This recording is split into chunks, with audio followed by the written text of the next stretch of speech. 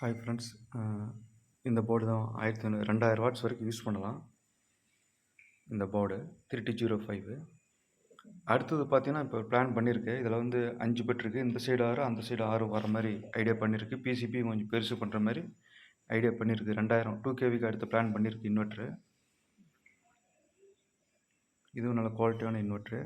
ஏதாவது தேவைப்படுறீங்க, இன்வெர்ட்ரு ஏதாவது போர்டு வேணும், இந்த போர்டு வேணும் அப்படின்னு தேவைப்படுறீங்க, என்னுடைய வாட்ஸ்அப் கனெக்ட் பண்ணுங்கள். Minimum quantity 5.